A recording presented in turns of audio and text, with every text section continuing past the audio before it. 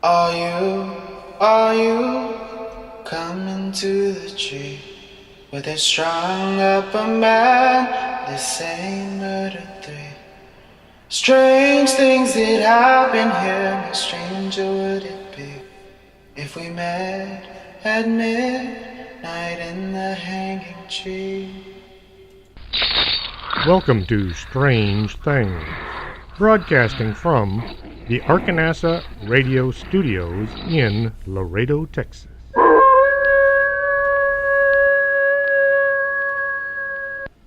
And welcome to the show. I'm your host, Chris James.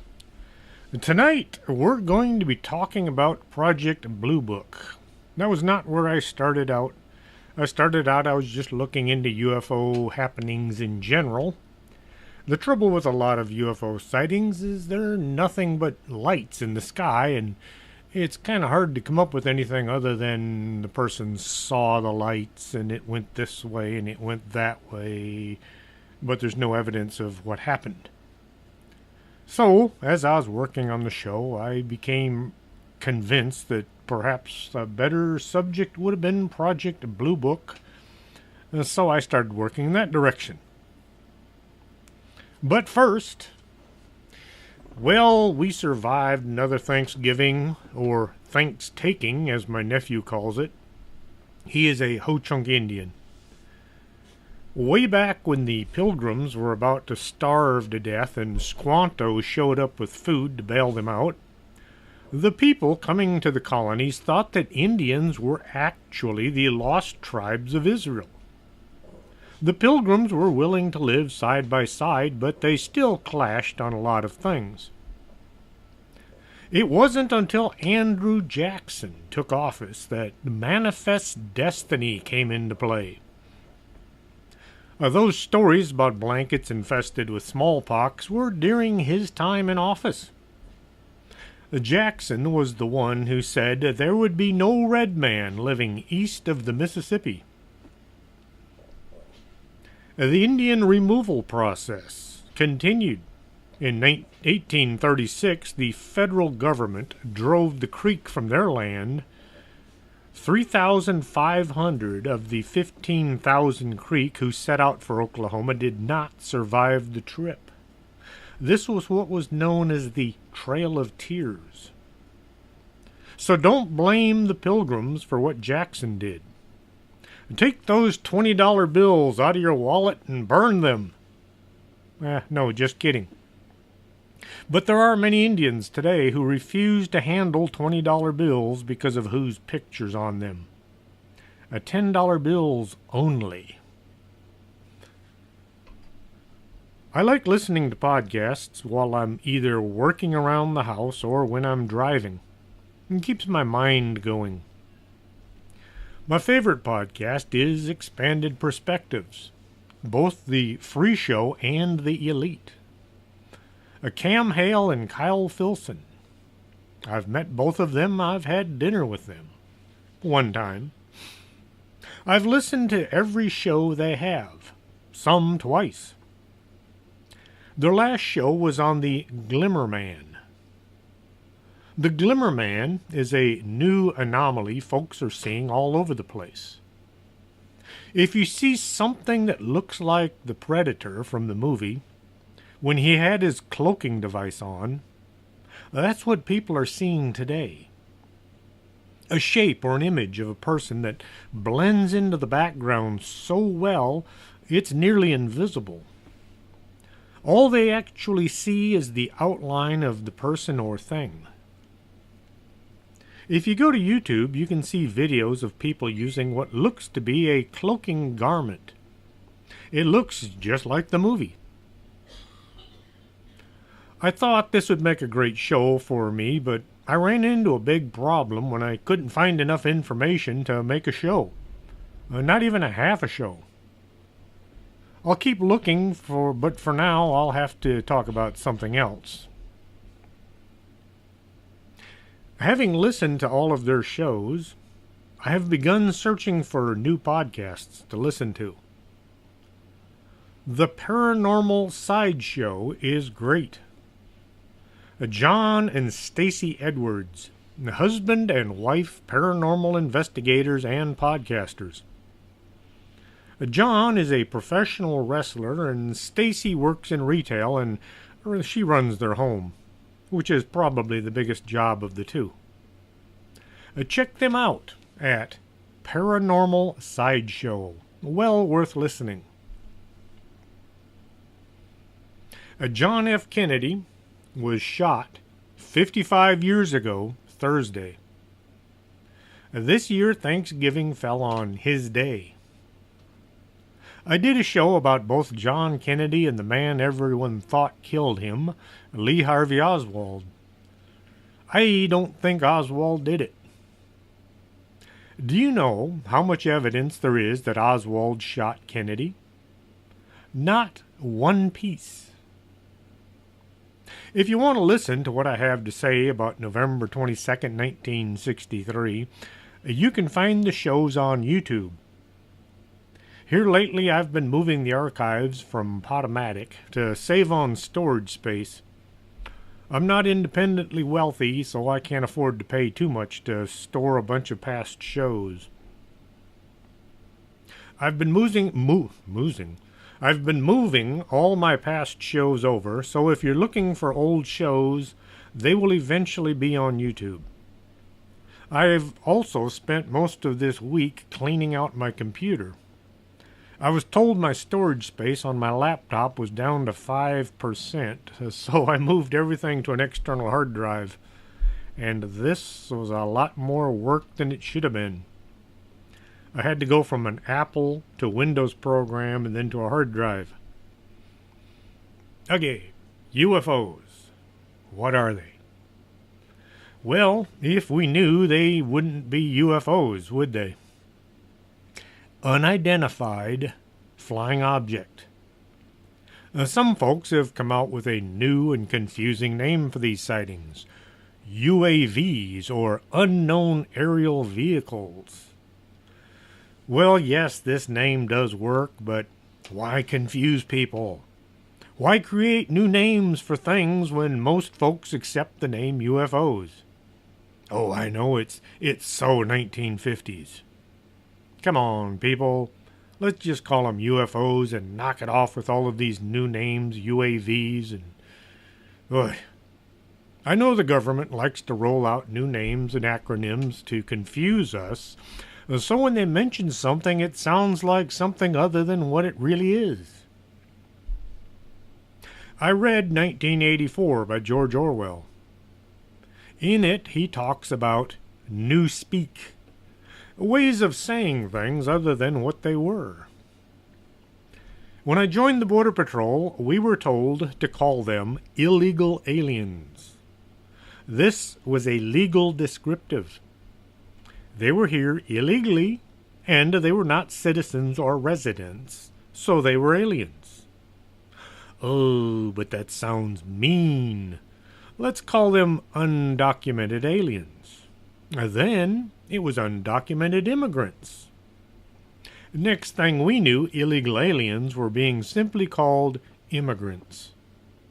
This sounds so much better, as long as you weren't saying, keep them out of our country. Then you were branded as being anti-immigrant. No, we were anti-illegal alien or anti-illegal immigrant. What's in a name? Well, apparently a whole lot. The term UFO was first used by Captain Edward J. Ruppelt, who headed Project Blue Book, then the United States Air Force's investigation, which was started in 1952. The project did start out looking for answers, but quickly turned into a cover-up game. The Air Force started out looking into flying discs sightings with Project Sign. In 1948, this was just about all the government was willing to do if you saw something that looked odd. The project was disorganized, and the people working on it had little training when it came to dealing with unknown phenomena. This, combined with their lack of ability to work with the public, led to a hostile interview. You may not know this, But a lot of people in the military do not like civilians. Surprise, surprise, I wonder why. Possibly it's because so many civilians don't like the military. Anyway, in 1949, Project Sign was done away with and Project Grudge came into being. The standard operating thought was flying discs didn't exist, and any reports were by uneducated or delusional people. The name says it all. Grudge. A persistent feeling of ill will or resentment resulting from a past injury or insult. Project Sign and Project Grudge were only the public face of the Air Force inquiries. They actually took the matter seriously, but the public was given only what information the higher-ups thought they should get. When Project Grudge was ordered dissolved, a Project Blue Book was planned to replace it. The government had put Project Grudge out there so the citizens would think something was being done about flying discs, as they were called at the time. Just the name should tell you how much the folks running it cared. Well, a bunch of colonels and generals in the Air Force began to wonder why the people running Project Grudge weren't actually doing anything. The colonels and the generals were concerned the flying discs might pose a threat to the United States. They began to put pressure on Washington, saying it was time to look into these sightings and find out who or what they were. When citizens complain, not much gets done. But these were the guys with pilots and air traffic controllers who were seeing things in the sky nobody could explain. With so many high-ranking officers all demanding answers, the government decided it was time to do something. At the time, colleges would issue test books with blue cover sheets. Well, now everything is done on a computer, but back then you had to take tests using a pencil and you had to write out the answers. None of this multiple guess stuff. I'm not a college graduate. I took some classes, but mostly it was emergency medical stuff. I did take some tests that ran 4 hours long. I used 6 or 8 pencils. I had to darken in those Scantron sheets. I'll bet most kids today don't have any idea what a Scantron is. Well, back in 1952, the government wanted to show people they were taking the whole flying disc sighting seriously.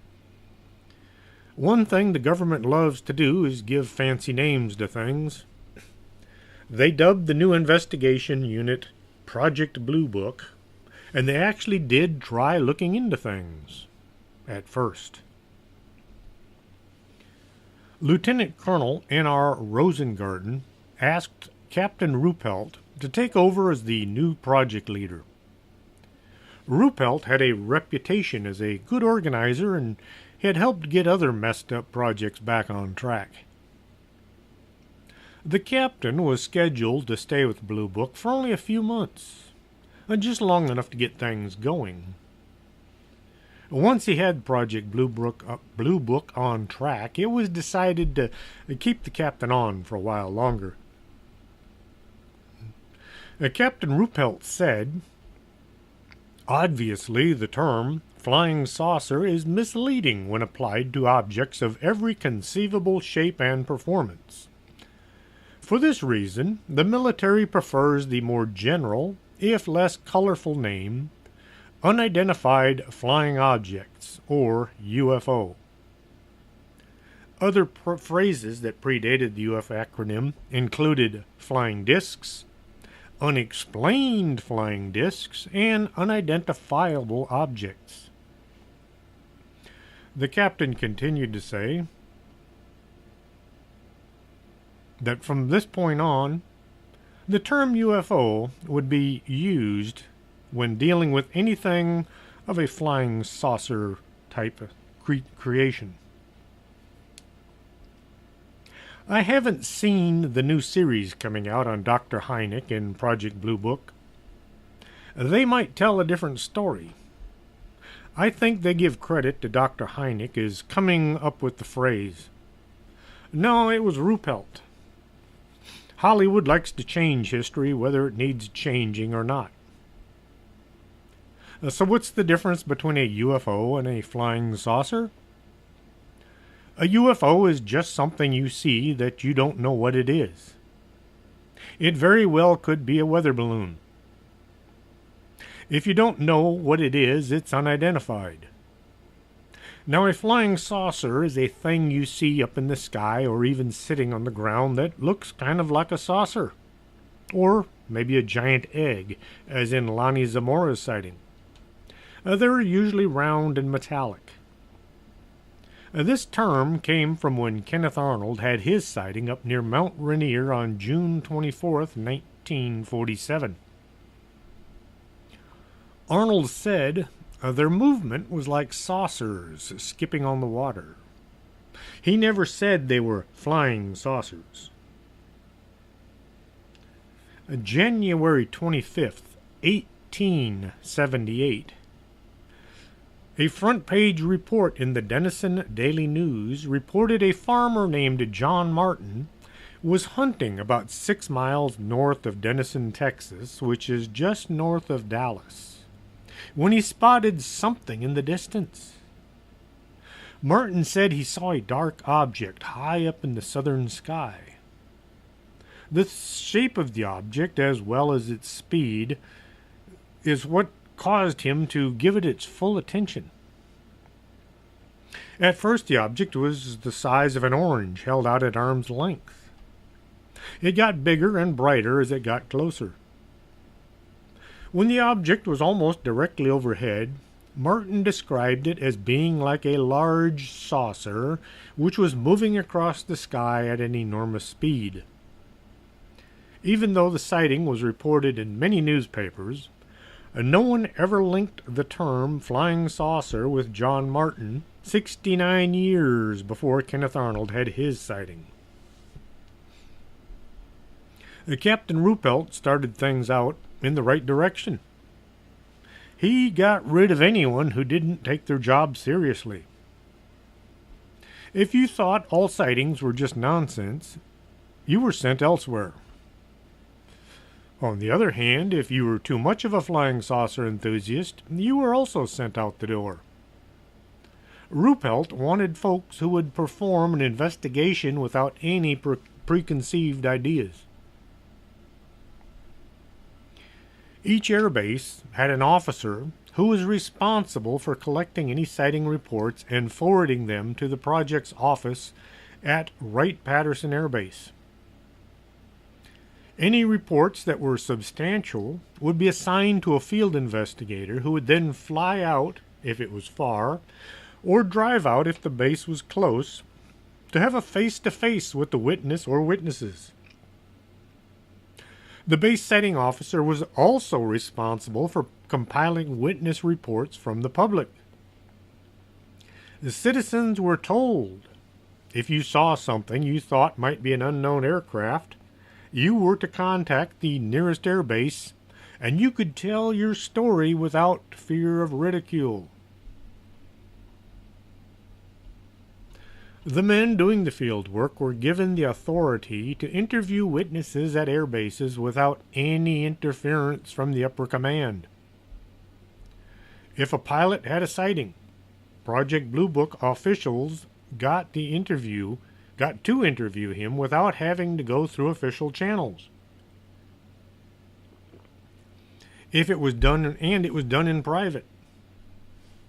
If the report was from a public, the interviewers would show up at the home and take a full report. The interview was done in an organized manner. There was a list of questions already prepared. This way, each interview compiled the same information. No longer was the field interviewer simply asking questions he thought might be pertinent. Once as much information as could be gleaned was in the file, it was entered into a computer so any commonalities could be found from hundreds of reports. Astronomer Dr. J. Allen Hynek had started out working on Project Sign. He then moved to Project Grudge. When Project Blue Book was formed, Dr. Hynek worked on it as well. The Air Force received so many UFO reports, the switchboards would become jammed with calls coming in on sightings.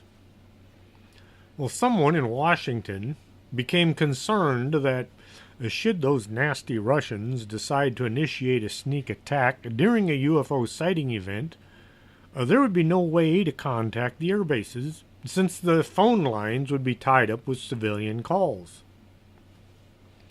The Air Force needed to thin out all of these sightings.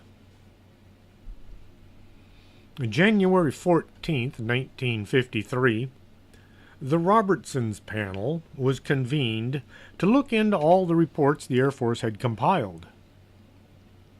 Dr. H.P. Robertson was a physicist from the California Institute of Technology. Various physicists, meteorologists, and engineers sat down to examine the evidence and come up with some answers. This panel was not put together by the Air Force or by Congress. It was initiated and funded by the CIA. Now, back then, the Central Intelligence Agency had no jurisdiction inside the United States. The CIA was authorized to gather and study intelligence from outside the country. It didn't take very long for them to get their fingers into every aspect of our government. The folks on the Robertson panel sat there and watched as Dr. Hynek and Captain Ruppelt showed them films and photographs of UFOs. Reports were read and intelligence passed on. The idea was to assess all the UFO reports collected over the past 6 years and come up with some kind of a conclusion. In their final report, the Robertson panel stressed that low-grade, unverifiable UFO reports were overloading intelligence channels with the risk of missing genuine conventional threats to the U.S., probably a sneak attack from Russia.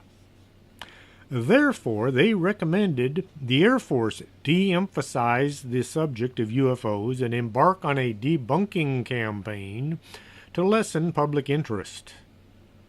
They said the Air Force should use the press and Hollywood to create the impression that anyone who saw a UFO was either crazy or stupid.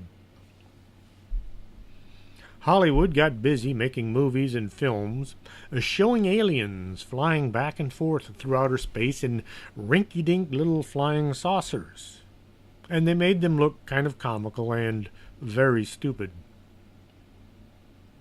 Ruppelt described the demoralization of the Blue Book staff and the stripping of the investigative duties following the Robertson panel. As an immediate consequence of the Robertson panel recommendations in February 1953, the Air Force issued Regulation 200-2, ordering airbase officers to publicly discuss UFO incidents only if they were judged to have been solved and explained away, and they were to classify all unsolved cases to keep them out of the public eye. Project Blue Book was now tasked with coming up with explanations as to what UFOs were, as long as the explanation wasn't a flying saucer. Any reports that couldn't be explained away were to be handled by the 4602nd Air Intelligence Squadron, AISS, of the Air Defense Command. The AISS was assigned to task of investigating the most important UFO cases. The better the UFO sighting was, or the more credible the witnesses, the cases were deliberately kept away from Project Blue Book personnel. Blue Book's new job was to deal with the more trivial reports and then explain them away. General Nathan Twining, who had started Project Sign in 1947, had been promoted to Air Force Chief of Staff. In August 1954, he decided just how much information the public was to be given. The responsibilities of the 4602nd AISS was updated with the Air Force Regulation 200-2. In addition, UFOs would now be called UFOBs, which were defined as any airborne object which by performance, aerodynamic characteristics, or unusual features does not conform to any presently known aircraft or missile type, or which cannot be positively identified as a familiar object. I tried to find out what the B was for, but couldn't come up with anything that made sense. Investigations of UFOBs was stated to be for the purpose of national security and to ascertain technical aspects. AFR 200-2 again stated that Blue Book could discuss UFO cases with the media only if they were regarded as having a conventional explanation. If they were unidentified, the media was to be told only that the situation was being analyzed. Blue Book was also ordered to reduce the number of unidentified to a minimum. By the end of 1956, the number of cases listed as unsolved had dropped from 30% to barely 0.4% from only a few years earlier. Project Blue Book became a joke. In March 1954, Captain Charles Hardin was appointed to the head of Blue Book. He was there to be sure the project only looked into UFO sightings that were anything but UFOs. The 4602nd conducted most UFO investigations, and Hardin did not object. This is what he'd been assigned to do: keep the public uninformed. Ruppelt wrote that Hardin thinks that anyone who is even interested in UFOs is crazy. The people would now call in a UFO sighting only to find the investigating officer acting as if they were less than intelligent.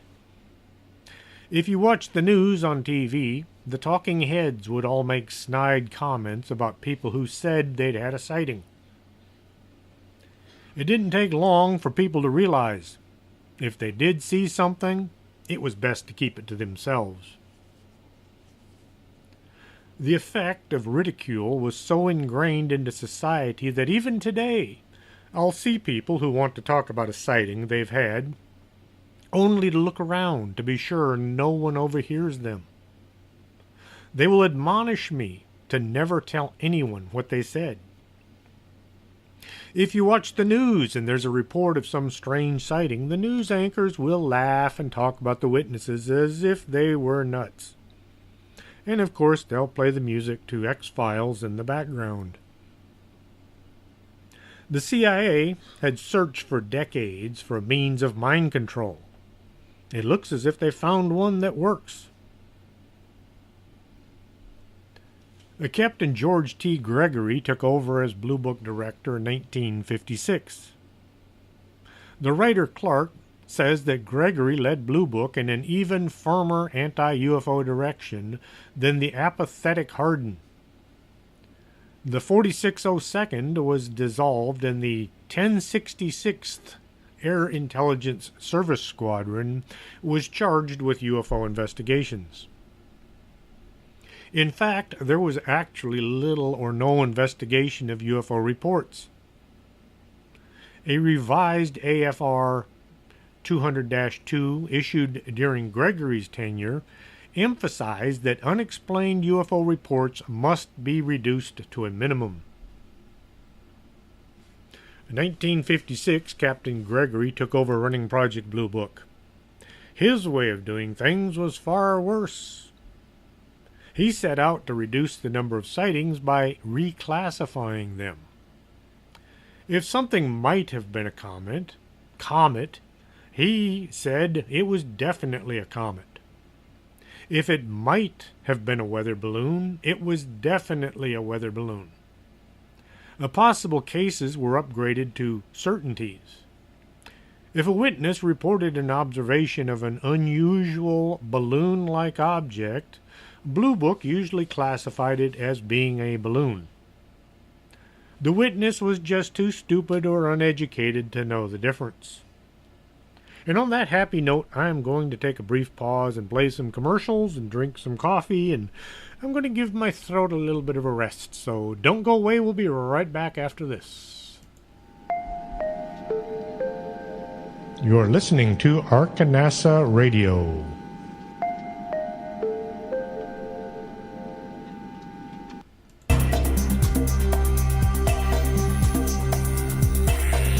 Did you hear a bump in the night and you think it just might be a ghost? Contact the Laredo Paranormal Research Society at laredoparanormal@hotmail.com. That's the LPRS for all your otherworldly needs.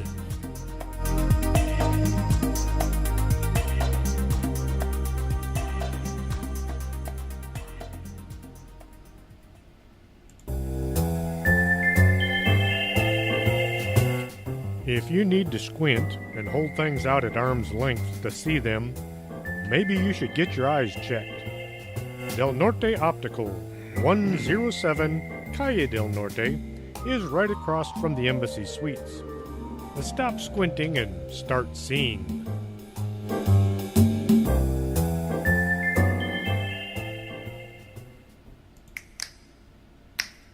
Coffee makes the world go round. And around here, we have the Organic Man Coffee Trike, 4501 McPherson, Suite number 9. If you're not looking for coffee, try their tea. It's the best in town. And remember, life is too short to drink bad coffee.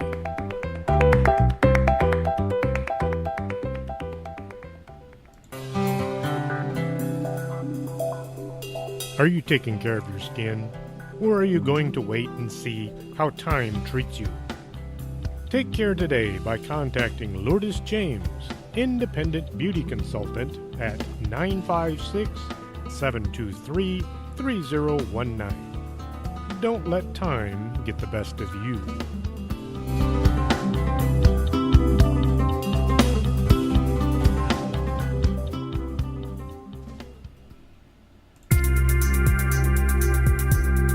This is Arkanasa Radio you've been listening to.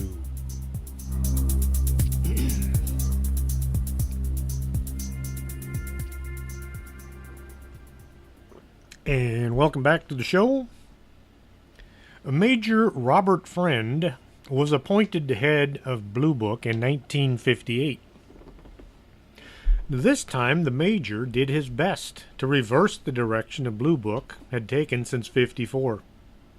He tried to get the field investigators to actually look into UFO sightings and stop ridiculing the witnesses.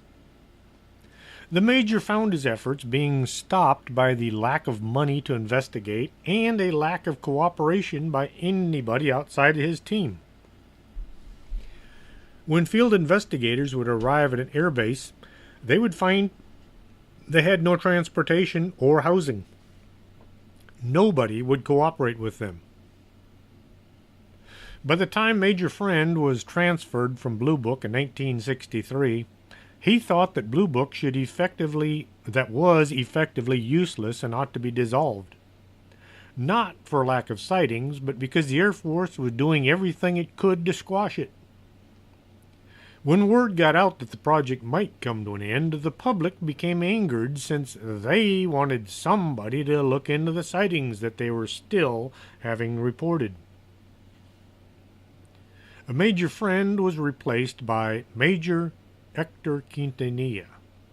Quintanilla took the project to a new low. He reversed all of Friend's efforts, and once more anyone seeing a flying saucer was just some tinfoil hat weirdo. Under Quintanilla's leadership, Project Blue Book lost what little credibility they had. The physicist and UFO researcher Dr. James E. McDonald once flatly declared that Quintanilla was not competent from either a scientific or an investigative perspective. Well, he was doing exactly what the Air Force wanted him to do, drawing attention away from UFO reports. Suddenly, any bright lights seen were written off as people being too dense to know they were seeing Jupiter or Venus. Any daytime sightings were either airplanes or weather balloons. Even highly trained witnesses were subjected to ridicule. In Portage County, a UFO was spotted by the police. April 17, 1966, at about 5 a.m., near Ravenna, Ohio, police officers Dale Spower and Wilbur Neff spotted what they described as a disc-shaped, silvery object with a bright light emanating from its underside. The officers began following the UFO. The disc was about 1,000 feet in altitude, but sometimes it would drop down to as low as 50 feet. Other officers got involved in the chase any time the disc was close to their jurisdiction. After a 30-minute pursuit, the disc was lost over Freedom, Pennsylvania. The UFO chase made national news, and the police submitted detailed reports, as well as the public, to Project Blue Book. They described the saucer-shaped object and how it moved through the air. And Project Blue Book sent one investigator who talked to just one of the police officers. There was a number of officers who had all seen the flying saucer, as well as civilian witnesses. 5 days later, Major Quintanilla announced their conclusions. The police had misidentified a communications satellite, which they began to chase. Then they all became confused by the moon, as well as the planet Venus. One of the officers had been an Air Force gunner during the Korean War. Others all agreed on what they had seen. They had used the position of the moon as a reference to the position of the spacecraft. But Quintanilla wasn't interested in facts, only making UFO sightings go away. Also in 1966, a string of UFO sightings in Massachusetts and New Hampshire provoked a congressional hearing by the House Committee on Armed Services. The Air Force stated that the sightings were the result of a training exercise happening in the area. The people were just seeing low-flying aircraft, but they thought they were seeing UFOs. NICAP, the National Investigations Committee on Aerial Phenomenon, reported that there were no records of any planes flying at the time of the sightings. Since all aircraft had to file flight plans, and these were public records, the sightings had to have been something else. So the Air Force came out and said it had been one of those flying billboards, the little plane that drags the sign through the air, advertising something or other. Once more, there had been no records of any airplanes flying in the area at the time. When NICAP began to interview witnesses to the UFO event, the Air Force came in and confiscated newspapers, and they told the editors to not report what people had seen. It was a national security item. The two police officers who had witnessed the UFOs, Eugene Bertrand and David Hunt, wrote a letter to Major Quintanilla stating that they felt their reputations were being damaged by the Air Force. It was impossible to mistake what we saw for any kind of military operation, regardless of altitude. The officer said there was no way it could have been a balloon or a helicopter. Well, the Air Force wasn't concerned with what happened to the officers or any of the witnesses. They still wanted UFO sightings to just stop, no matter who was injured in the process. Well, Dr. Hynek continued looking at reports and trying to explain them away. It seemed the better the witness, or the longer the sighting, the harder it was to come up with an explanation. He began asking Major Quintanilla for the reports from Air Force pilots and air crews. He knew there were sightings and reports, but these reports were never coming into Project Blue Book's office. The Major told him these were highly classified and were being studied by others. Others? Who were these others who were doing what Dr. Hynek was supposed to be doing? The doctor was told he wasn't cleared for that information. His opinions about UFOs began a slow and gradual shift.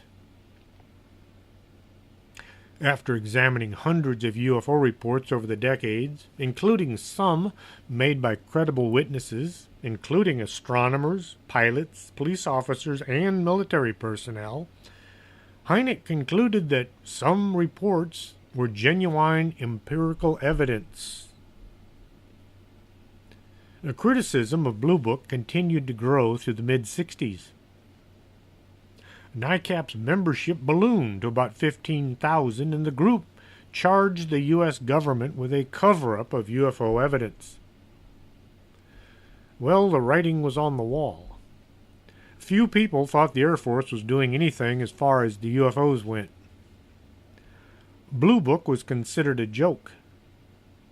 The people who did see something were afraid to report it, and the people who didn't see anything thought the folks who did were a bunch of nuts. The Condon Committee was formed to look into UFOs and then put an end to any further action. The Condon Committee was the informal name of the University of Colorado UFO Project. This was a group funded by the United States Air Force from 1966 to 1968, who were supposed to study all UFO reports and decide if there was anything to them. They met at the University of Colorado under the direction of physicist Edward Condon. Some would call it the scientific study of unidentified flying objects. I would call it nothing but a government-funded waste of our money. $600,000 in tax money. That's $600 million in today's value. The committee was to study every UFO report on hand. Not just Air Force reports, but NICAP reports as well. They were to go over every photograph available. This was supposed to be a scientific study of all the evidence. Witnesses were to be called in and questioned. To begin with, Condon said he thought the whole committee was a waste of time and money. But he also said he wasn't supposed to come to that conclusion for another 2 years. This was before the first report had even been looked at.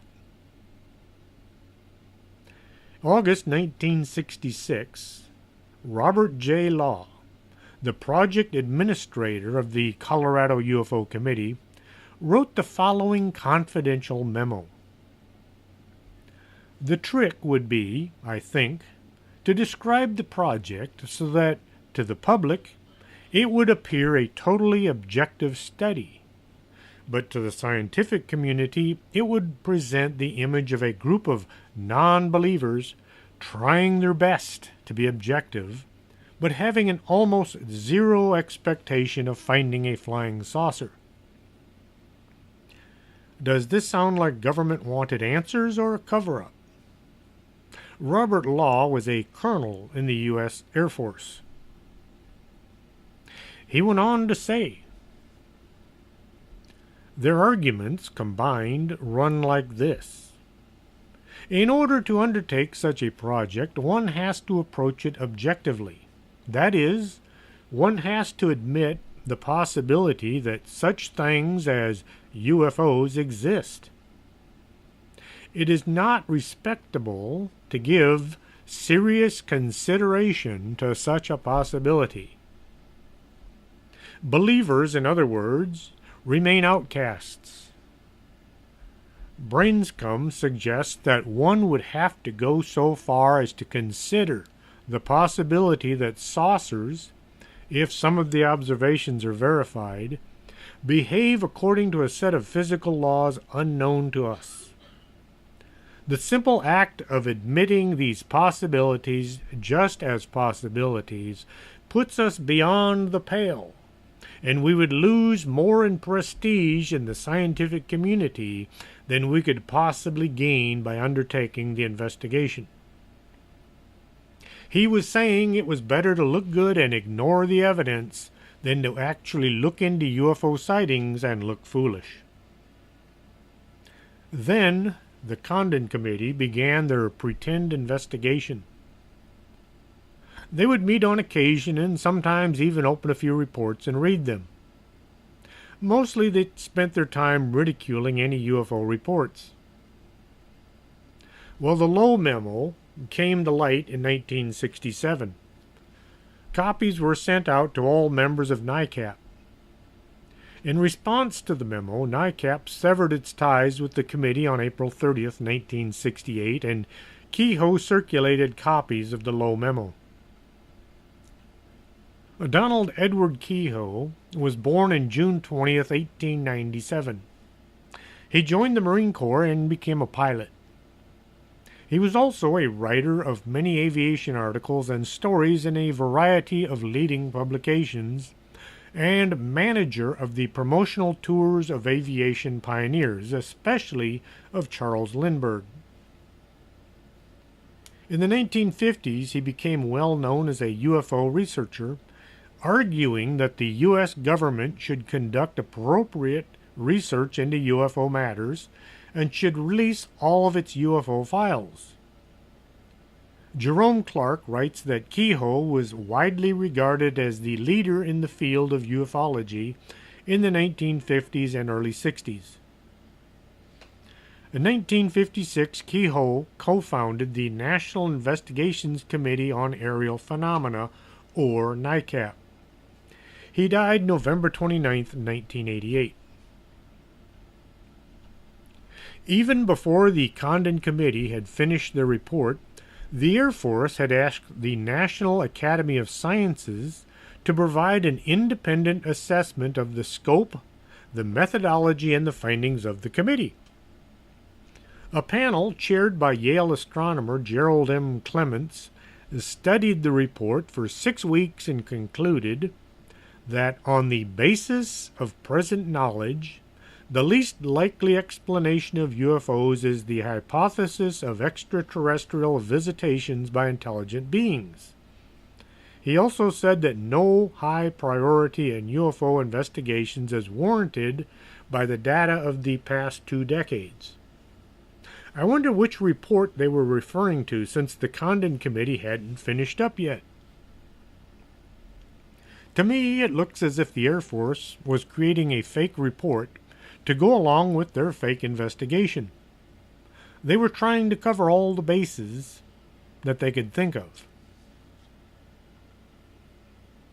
The Condon report, when it finally came out, earned a mixed reception from scientists and academic journals.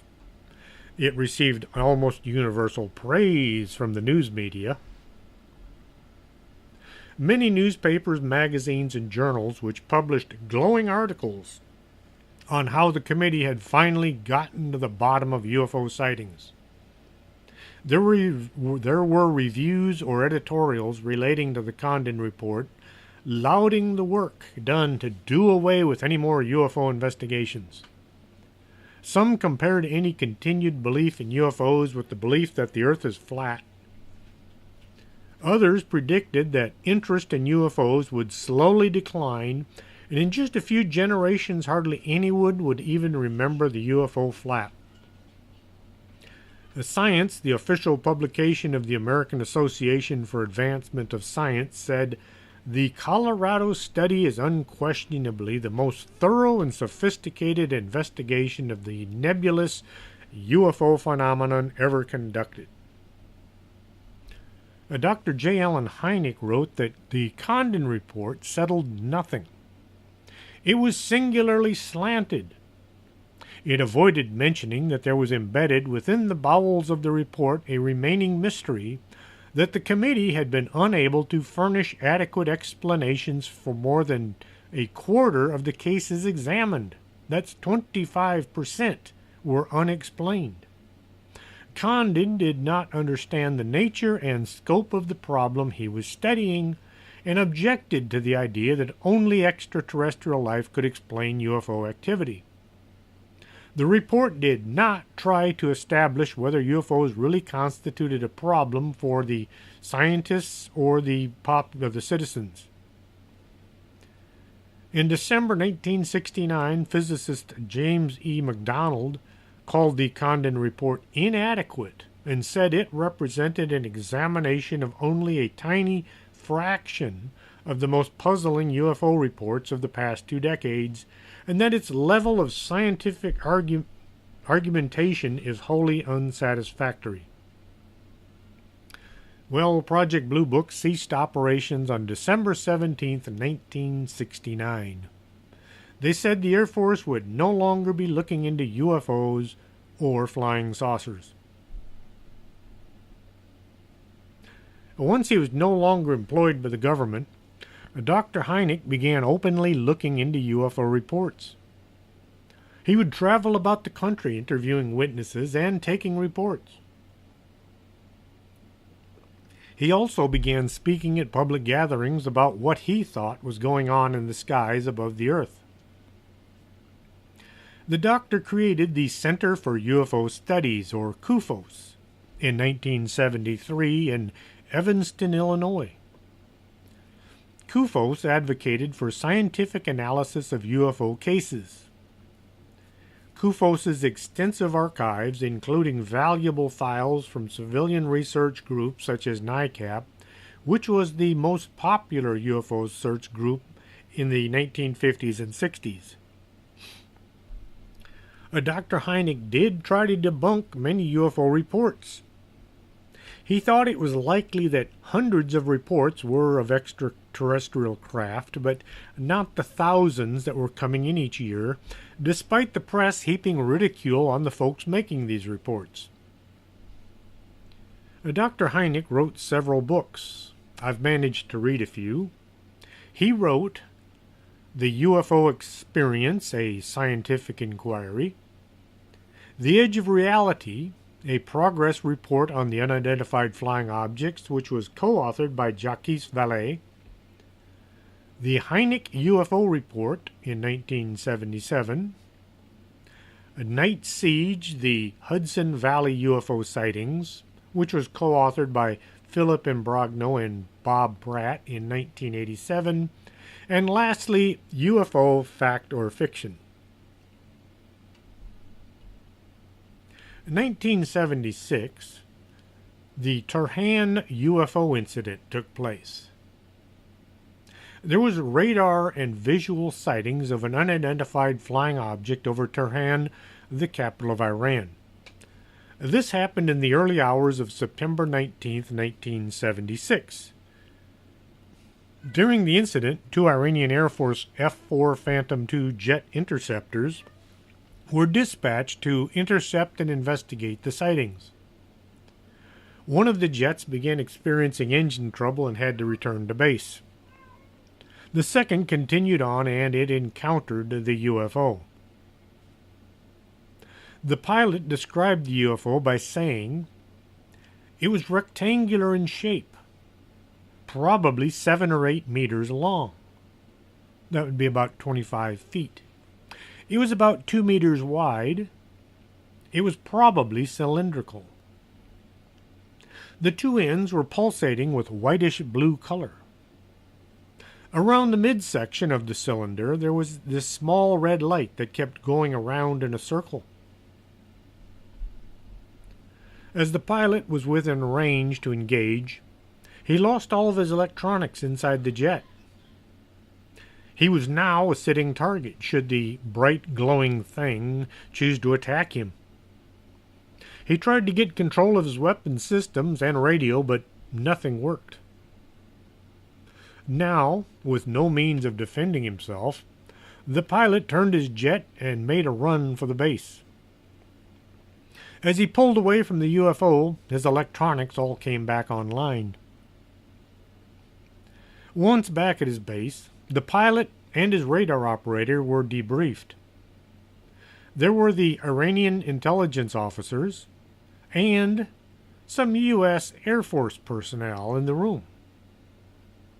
The Air Force officers were very interested in learning everything they could about the UFO, even though the Air Force was no longer looking into UFOs. November 1978, Dr. Hynek presented a statement on UFOs before the United Nations General Assembly. He was there representing himself, Jacques Vallée, and Claude Poher. The speech was written out and approved by all three authors. Dr. Hynek was chosen as the presenter because of his ability to speak in public without losing his audience. Their objective was to initiate a centralized United Nations authority on UFOs. In 2007, our government began spending $22 million on ATIP, or the Advanced Aviation Threat Identification Program. I wonder what threat they were looking at. Were they looking at weather balloons? Or were they looking at flying saucers? It would be crazy to think the Air Force wasn't looking into UFOs. They just said they weren't interested so the public would stop making reports. Act like you're not interested and people will eventually stop sending reports. The Air Force only wanted reports made by Air Force pilots, astronauts, and satellites. Just look at the communications between space shuttles and the command at NASA.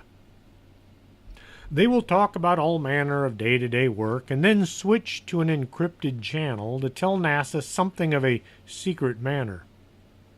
What could be going on in outer space that needs to be kept secret?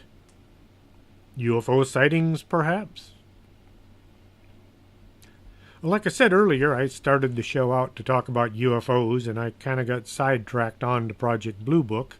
But here's the last part that I did write out, which I actually wrote out in the beginning. Cattle mutilations have been around for many years. The government says it's just predators that are killing and eating the cows.